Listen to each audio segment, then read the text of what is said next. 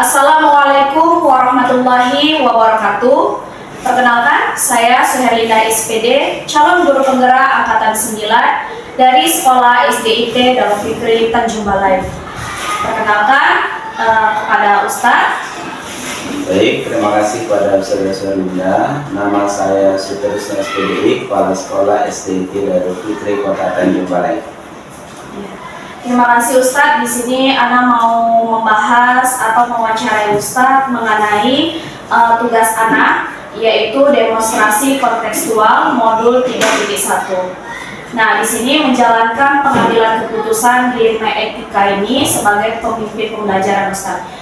Jadi di sini saya ingin mewawancarai Ustadz selaku pimpinan sekolah di SDIT Darul Fikri Tanjung Balai tentang praktik pengambilan keputusan selama di sekolah ini gitu.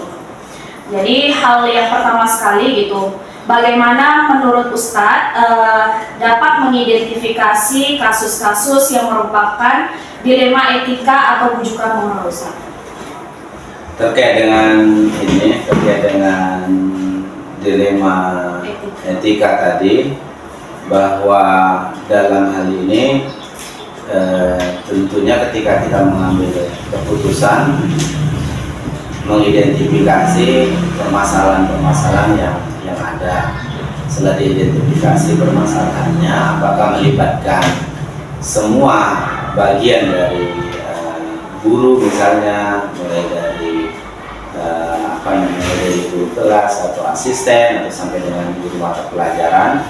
Terus setelah kita mengetahui permasalahannya, baru kita duduk bersama mencari solusi agar supaya dengan kolaborasi atau kerjasama secara duduk bersama, mudah-mudahan permasalahan yang ada, walaupun dilema etika itu muncul, insya Allah mudah-mudahan ada solusinya.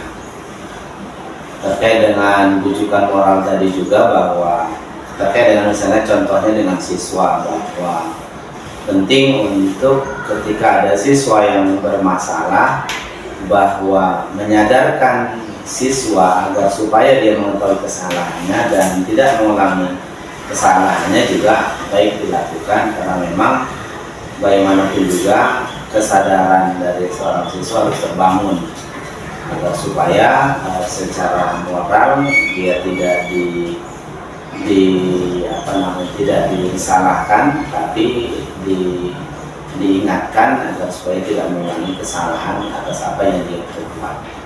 Iya Ustadz, jadi kalau dalam pembelajaran di CGP kita ya kan, bahwasanya dilema etika itu merupakan tantangan berat di dalam Ustadz yang bakal itu ditemui dan harus dihadapi gitu. Jadi kita sebagai pemimpin di sekolah itu ya mau nggak mau kita harus menghadapi hal tersebut gitu.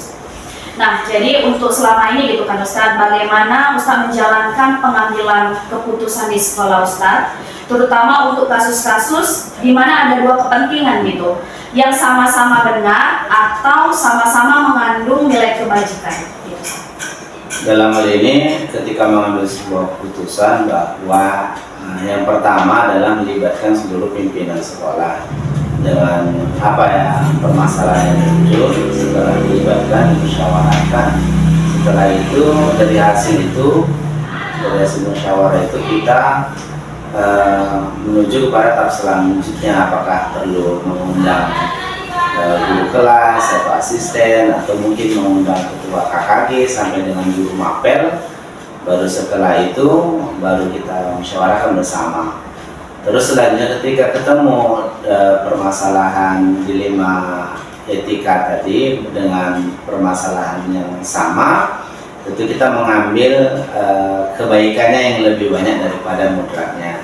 Bahwa untuk memutuskan sebuah kebijakan, ketika diputuskan secara bersama-sama dan diketahui secara bersama-sama dan dipahamkan secara bersama-sama, insya Allah ketika maslahatnya dan kebaikannya lebih banyak daripada mudaratnya, insya Allah mudah-mudahan bisa diterima oleh seluruh warga sekolah. Jadi untuk itu harus dimusyawarahkan ya kan Ustadz secara bersama-sama. Kemudian langkah-langkah atau prosedur gitu, seperti apa yang biasa Ustadz lakukan selama ini? Langkah-langkahnya. Kalau terkait langkah-langkah tadi ketika misalnya ada guru ataupun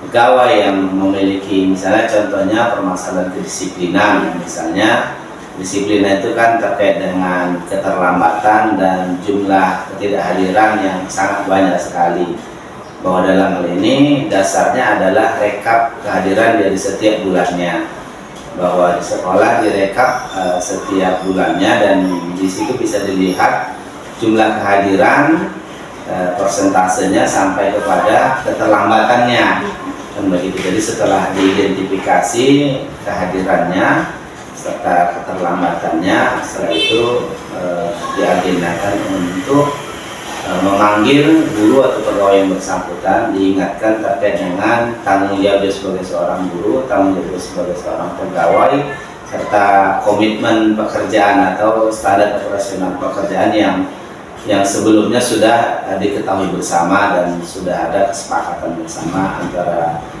sekolah dan seluruh guru dan pegawai.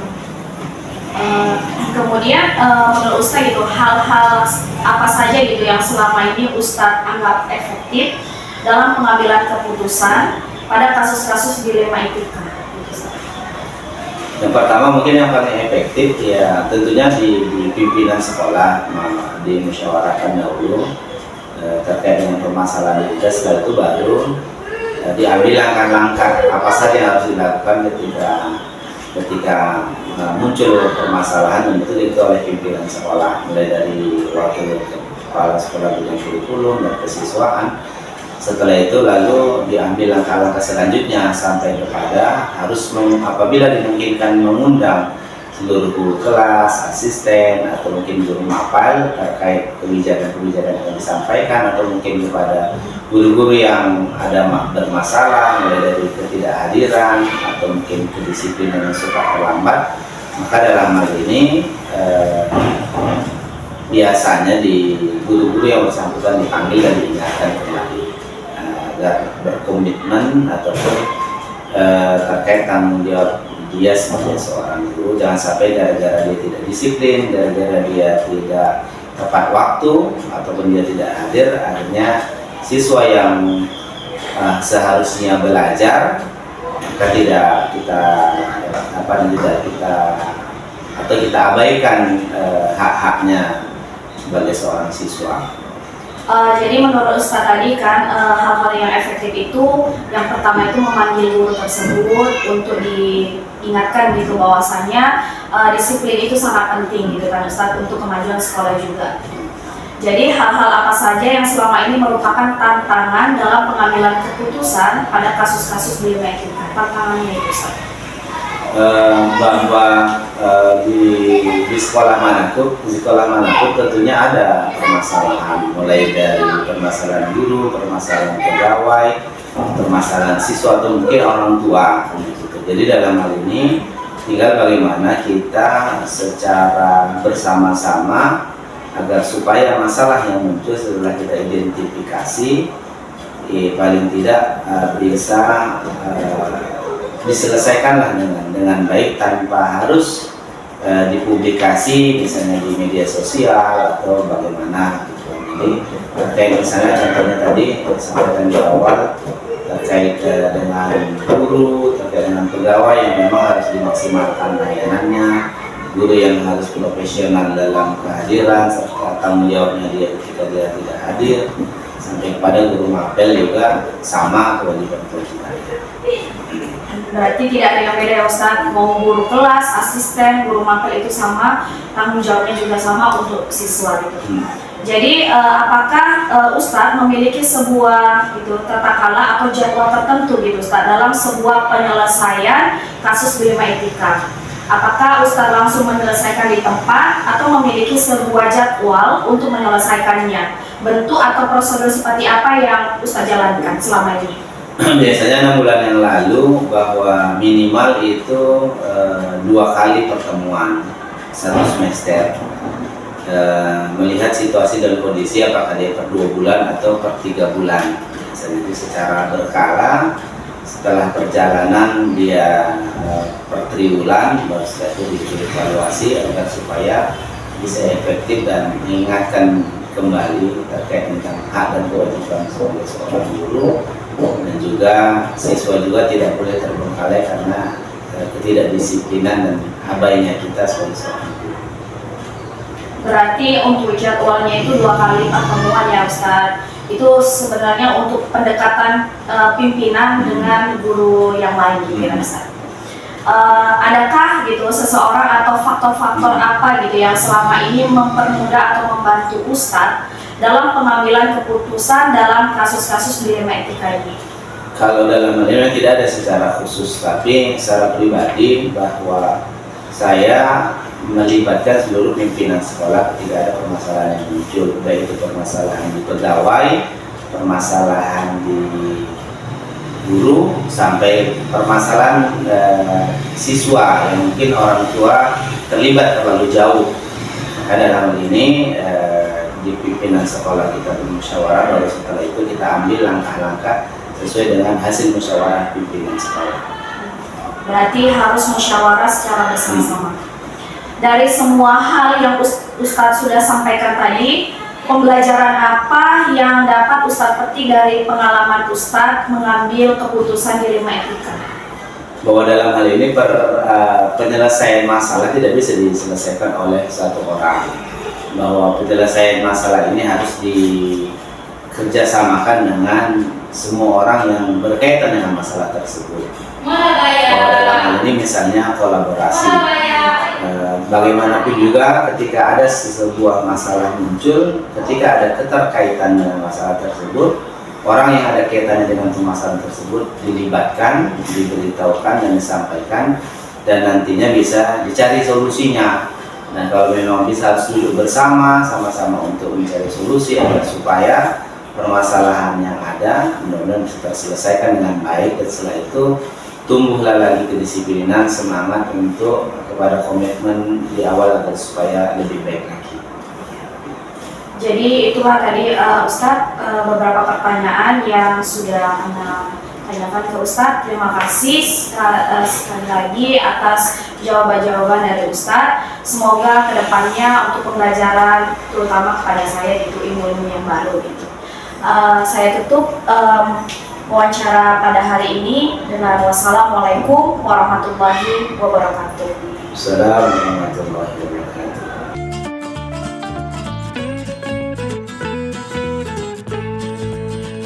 Assalamualaikum warahmatullahi wabarakatuh. Assalamualaikum warahmatullahi wabarakatuh. Perkenalkan, saya Suherlinda SPD, calon guru penggerak angkatan 9 dari Sekolah SDIT Darul Fikri Tanjung Balai. Di sini saya ingin mewawancarai Bapak Kepala Sekolah dalam tugas demonstrasi kontekstual modul 3.1. Nah, di sini saya dan Bapak Kepala Sekolah akan mewawancarai mengenai tentang praktik pengambilan keputusan di sekolah Bapak. Boleh Bapak perkenalkan terlebih dahulu? Oke, Assalamualaikum warahmatullahi wabarakatuh. Waalaikumsalam. Saya Rizka Eka Putra, MPD, Kepala SMA Negeri 6 Kota Tanjung Balai. Alamat saya tinggal di Tanjung Tiram, Kabupaten Batubara. Baik Pak. Jadi di sini saya ingin mewawancarai Bapak mengenai pengambilan keputusan yang ada di sekolah yang Bapak pimpin begitu Pak. Jadi di sini ada panduan beberapa pertanyaan. Jadi hal yang selama ini gitu kan Pak, bagaimana Bapak dapat mengidentifikasi kasus-kasus yang merupakan dilema etika atau bujukan moral Pak? Itu. Sebenarnya kan kita pertama sekali kan kita harus bisa membedakan apa itu dilema etika dan apa itu rujukan moral. Iya Pak. Kadang-kadang kan orang salah kaprah, sama saja dibuatnya antara dilema etika dengan rujukan moral, padahal prinsip berbeda. Kalau dilema etika itu kan pada prinsipnya kan adalah benar lawan benar. Iya. Tapi kita harus mengambil keputusan antara dua pilihan, benar dan benar. Sedangkan rujukan moral ini kan lebih cenderung kepada kita harus memutuskan benar atau salah, ya kan? Jadi harus ada semacam kebenaran dan kesalahan.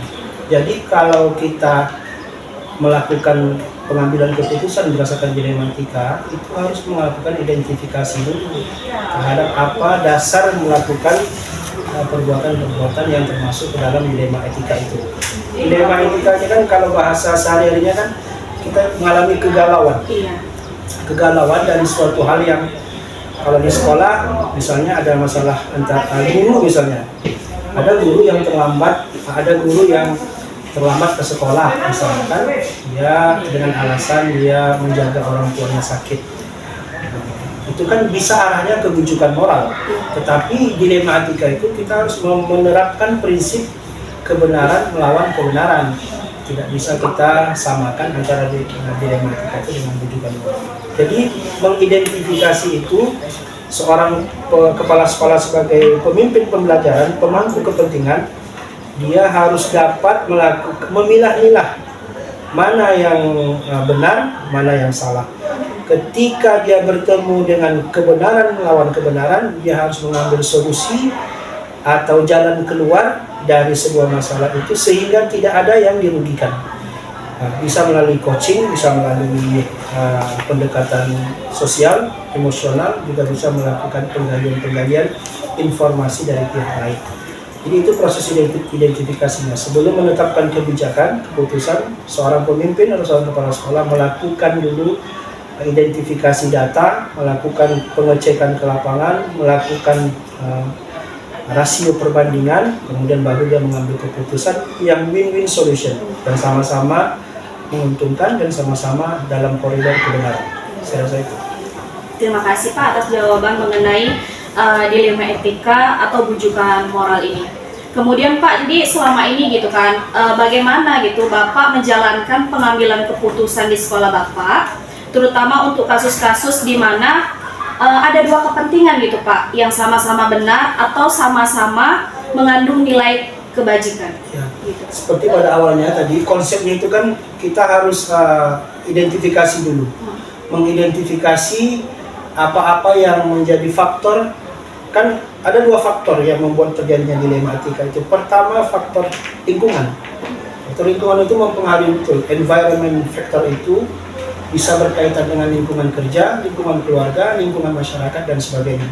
Seseorang melakukan perbuatan-perbuatan yang terjadi dilema etika itu biasanya karena faktor lingkungan. Yang kedua adalah faktor kepribadian. Seseorang itu melakukan sesuatu itu karena faktor kepribadiannya. Memang stylenya seperti itu. Nah, jika berhadapan dengan seperti itu, maka kita harus mengambil dulu sebuah patokan.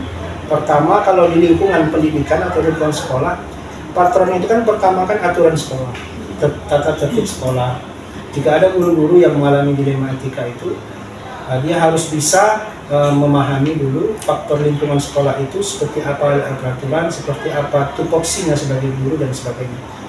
Jika berhadapan dengan kepentingan lain, tentu kepentingan lingkungan, maka dia harus mengutamakan apa yang menjadi tugas pokoknya. Kalau di sekolah dia kan sebagai guru, ya, dia harus memilih salah satu. Dia tidak boleh mencampur adukan antara kepentingan di luar dengan kepentingan di sekolah. Nah, dari situ kita akan menemukan titik temu bahwa kebenaran di luar dengan kebenaran dalam lingkungan sekolah itu tidak akan mungkin ketemu kalau tidak ada skala prioritas. Iya. Kalau memang dia sebagai guru, prioritasnya adalah sekolah pendidikan. Saya rasa itu. Tapi itu semua dilakukan dengan cara pendekatan sosial emosional. Tidak bisa seperti direktur dengan bawahan. Kita harus terus berkomunikasi dan biasakan mengambil keputusan itu. Kita harus coaching dulu dengan gurunya, apa identifikasi apa masalahnya, cari solusinya, buat targetnya, atau kita sebut dengan istilah alur tirta. Rencanakan planningnya, buat komitmennya, dan evaluasi tindakannya. Itu. Jadi semuanya itu berasal dari guru itu. Kepala sekolah hanya menagih apa yang sudah menjadi komitmen bersama dalam mencapai tujuan itu. Jadi dilema etika itu akan selesai jika guru itu menemukan sendiri apa solusi dari masalah yang ada. Jadi biar saya tangkap dari pembicaraan Bapak bahwasanya kita sebagai pimpinan harus coaching dulu ya Betul. Pak, terlebih Ya. dahulu ke guru tersebut gitu. Jadi baru bisa kita mengambil keputusan Ya. gitu ya kan Pak. Kemudian untuk langkah-langkah atau prosedur gitu Pak, seperti apa yang biasa Bapak lakukan selama ini? Kalau di sekolah ini, kalau guru ya, kita kalau ke siswa Itu kan komitmennya kan guru dengan siswa. Iya. Kalau dalam sisi kepemimpinan kan guru dengan kepala sekolah. Pada umumnya guru-guru yang memiliki masalah dilema etika ini, kalau di sekolah kami ini tidak banyak. Yang banyak itu justru rujukan-rujukan moral. Kalau dilema etika itu kan berkaitan nanti dengan komitmennya tadi, seperti yang di awal, komitmennya menjadi guru. Kemudian kalau terbentur di lapangan, dia akan konsultasi kepada kepala sekolah. Itu pun kepala sekolah adalah pengambil keputusan terakhir. Iya. Masih ada lagi hal-hal yang bisa dilewati, misalnya bagian kurikulum atau kesiswaan, atau dia berkolaborasi dengan guru-guru yang lain. Jadi kalau memang sudah masalah itu harus diselesaikan jalur kepala sekolah, maka saya selaku kepala sekolah akan memanggil yang bersangkutan. Kita mengidentifikasi dulu apa yang dihadapi, apa masalah, kemudian apa solusinya, komitmennya, aksinya, dan seterusnya. Iya. Jadi SOP-nya seperti itu. Berarti dia beruntun ya Pak Iya, ya. betul. Jadi Betul. nggak yang lompat langsung ke kepala sekolah ya kan Enggak, Pak. enggak. Dia harus ke ini dulu, Iya. ke kurikulum Iya. atau ke Iya, siswaan. betul. Kalau memang nggak bisa kali baru ke Baru kepala ke kepala sekolah. Iya. Jadi hal-hal apa saja yang selama ini Bapak anggap efektif dalam pengambilan keputusan pada kasus-kasus dilema etika Pak? Pertama adalah pembangunan komitmen bersama. Jadi ada istilahnya kesepakatan ya. Kalau di kelas kan guru dengan murid buat kesepakatan itu. Iya. Di sekolah begitu juga. Dinas, cabang dinas, kemudian sekolah memiliki komitmen dan kesepakatan bersama untuk mencapai visi misi sekolah. Itu dia. Itu yang harus digarisbawahi oleh semua pemangku kepentingan. Nah, kalau semuanya berkolaborasi, berjalan sesuai dengan tupoksinya masing-masing, insya Allah visi dan misi itu akan tercapai sesuai dengan apa yang kita komitmenkan dari awal. Tapi kalau ada satu stakeholder aja, satu komponen saja yang tidak menjalankan tupoksinya, sulit kita untuk mencapai visi dan misi. Jadi langkah-langkah yang dilakukan adalah pertama membangun komitmen bersama, yang kedua kolaborasi bersama, yang ketiga actionnya itu, tanggung jawabnya itu harus selaras dengan apa yang sudah dirancang di komitmen awal. Iya, yang sudah ditentukan ya Iya. Pak. Berarti Jangan- tidak boleh dilanggar gitu Tak boleh. ya. Jadi harus ikuti aturan yang Ikuti, sudah iya. dimusyawarahkan. Musyawarahkan komitmen. Jadi Pak, hal-hal apa saja yang selama ini merupakan tantangan dalam pengambilan keputusan pada kasus-kasus dilema etika itu Ya. Pak? Tantangan itu sendiri pertama ada internal ya.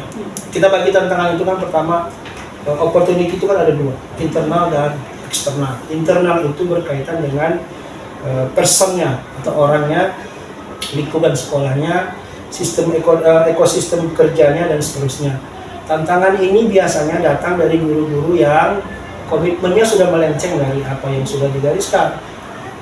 Kalau kita bilang tidak sefrekuensi dengan kita bilang A, dia ke B, kita maunya ke C, dia ke D. Di luar jalur ya Pak? Ya, guru-guru yang seperti ini yang sebenarnya harus dikolaborasikan, di-coachingkan supaya kembali ke jalurnya. Nah, itu tantangan itu sebenarnya tantangan internal.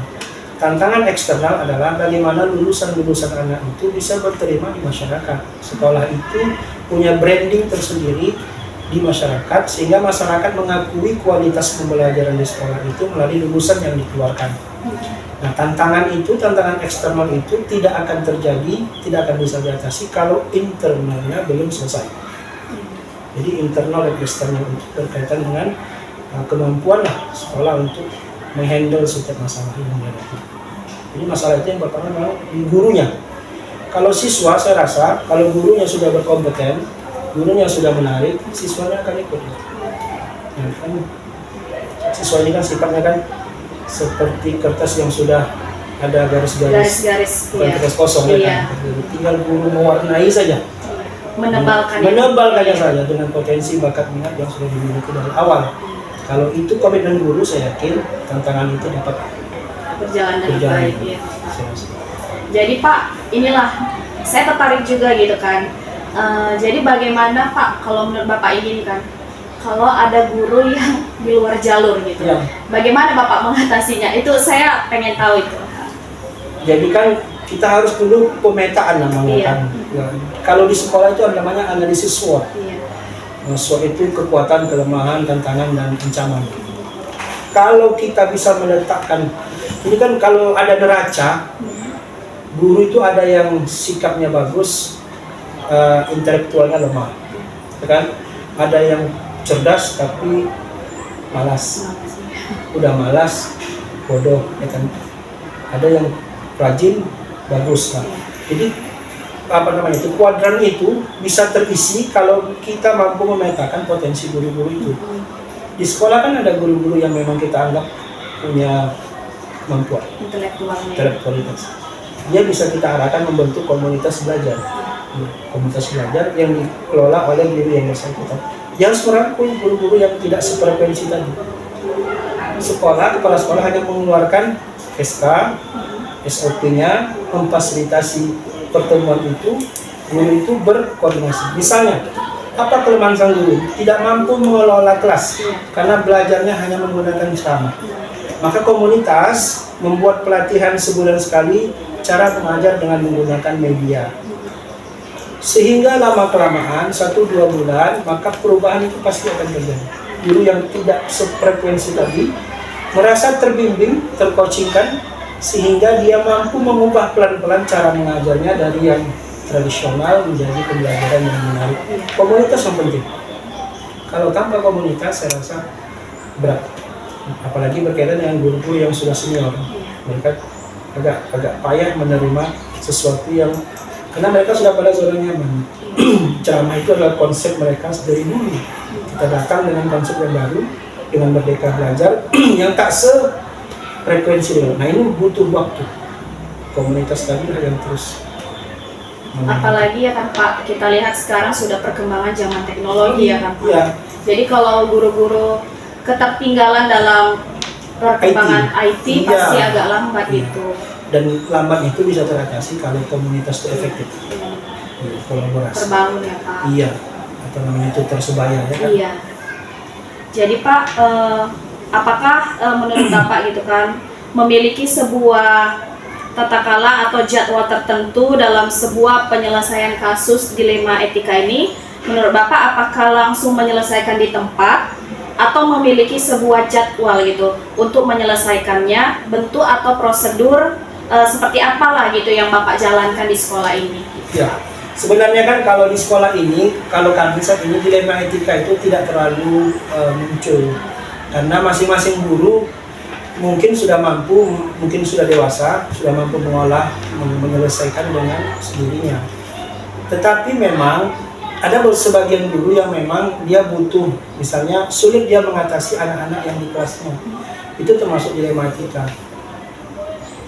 Di satu sisi anak itu malas masuk, di satu sisi anak itu sudah kelas 3, kalau dikeluarkan tidak mungkin lagi diterima oleh sekolah lain. Itu kan dilema itu. Itu harus diselesaikan. Maka guru mendatangi kepala sekolah, karena memang penyelesaian itu di kepala sekolah. Ya kita berikan solusi-solusi. Ada sebagian wali kelas itu atau guru-guru itu yang melakukan skorsing atau pembinaan atau penjemputan atau apa caranya supaya anak itu bisa kembali ke sekolah. Jadi keputusan itu diambil secara musyawarah. Kepala sekolah dan guru beserta wali kelas atau seluruh stakeholder berkontribusi untuk mengatasi setiap permasalahan. Jadi tidak ada waktu-waktu tertentu, tidak ada jadwal-jadwal khusus. Kalau memang ada ditemukan dilema itu di lapangan, langsung diselesaikan secara bijak. Kalau memang bisa diselesaikan dengan kurikulum, selesai. Kalau tidak, langsung kepala sekolah. Jadi adakah gitu kakak seseorang atau faktor-faktor apa yang selama ini gitu mempermudah atau membantu Bapak dalam pengambilan keputusan dalam kasus-kasus dilema etika? Iya, pertama memang informasi awal. Informasi awal itu penting sekali untuk membantu menyelesaikan dilema. Informasi awal itu kan bisa datang dari guru yang bersangkutan, pihak ketiga yang mengetahui permasalahan, atau data-data yang kita butuhkan untuk menyelesaikan masalah. Yang kedua adalah komunikasi yang efektif antara pihak kepala sekolah dan guru-guru, terutama menyelesaikan dilema etika. Dan yang ketiga itu kita tentu melakukan komitmen bersama seperti dari awal, karena kan setiap guru itu kan punya masalah, punya style, punya kehidupan yang masing-masing punya seninya sendiri. Kita 22 PNS ditambah 15 honor itu punya karakteristik yang berbeda. ada yang Pentium, ya kan, ada macam-macam. Ada medium. Ada medium, ada yang bensin, ada yang solar, ada minyak lampu, disuruh baru dikerjakan itu dilema. Dan itu harus kita selesaikan memang secara komunikasi yang efektif. Karena pada dasarnya kan mereka-mereka ini kan memiliki pengetahuan pendidikan yang mumpuni sebenarnya. Punya sarjana S1, ya kan, sudah ASN, sudah memiliki komitmen yang kuat. Tapi kenapa terjadi di lapangan hal-hal seperti itu? Ini tentu ada dilema-dilema yang terjadi yang memang harus diselesaikan secepatnya. Saya rasa itu. Jadi dari semua hal yang telah Bapak sampaikan, pembelajaran apa gitu Pak yang dapat Bapak petik dari pengalaman Bapak untuk mengambil keputusan dilema etika ini? Pertama memang komunikasi ya, komunikasi. Pemimpin dengan yang dipimpin atau kepala sekolah dengan relasi-relasi itu komunikasi. Semua hal jika dikomunikasikan dengan baik pasti selesai. Yang kedua, jangan pernah memvonis atau menghukum guru sebelum punya data, punya recep, apalagi menghakimi guru tanpa melakukan coaching dan seterusnya. Itu sama dengan kita mematikan karirnya, menganggap dia sebagai bawahan, menganggap dia, padahal kan ini kan mitra kerja, bukan bawahan atasan. Karena kan jabatan kepala sekolah itu kan sebenarnya kan tugas tambahan. Kepala sekolah itu kan sebenarnya guru tugas utamanya, sama posisinya. Nah yang ketiga memang itu tadi, supaya tidak terjadi lagi dilema-dilema seperti itu, ada semacam komunitas di sekolah yang efektif. Guru dengan guru membentuk komunitas belajar, baik itu guru yang satu rumpun pelajaran atau guru yang berbeda mapel, silakan. Pertemuan itu nggak perlu setiap hari, bisa 1 bulan sekali, 2 bulan sekali, tapi tema-temanya itu tema-tema yang berkaitan dengan permasalahan di sekolah, pembelajaran yang menarik, cara membuat PMM di aplikasi PMM, kemudian cara mengatasi murid-murid yang ekstra atau lasak, atau cara menghandle setiap permasalahan tanpa menimbulkan masalah yang baru. Seperti itu harus dikembangkan, itu namanya budaya-budaya positif di sekolah. Itu yang perlu dibangun di sekolah. Kalau budaya positif itu jalan, komitmennya jalan, komunitasnya bergerak, saya yakin dilema-dilema itu dapat teratasi. Ya. Jadi pastinya udah teratasi ya Pak di sekolah ini karena kan sedang dalam proses ini. Iya, Walaupun ada masalah-masalah, tapi insya Allah bisa diatasi. Jadi kalau yang saya tangkap gitu kan, jadi ibaratnya budaya positif yang di sekolah ini secara perlahan itu sudah mulai di sekolah ini diterapkan, begitu ya kan Pak. Meskipun itu bertahap tapi sudah dijalankan. Itu saja Pak wawancara dari saya. Terima kasih banyak Pak atas kesempatannya yang sudah diberikan kepada saya. Semoga apa yang sudah Bapak sampaikan kepada saya tadi menjadi ilmu yang baru untuk saya gitu. Saya tutup wawancara ini. Wassalamualaikum warahmatullahi wabarakatuh. Waalaikumsalam warahmatullahi wabarakatuh.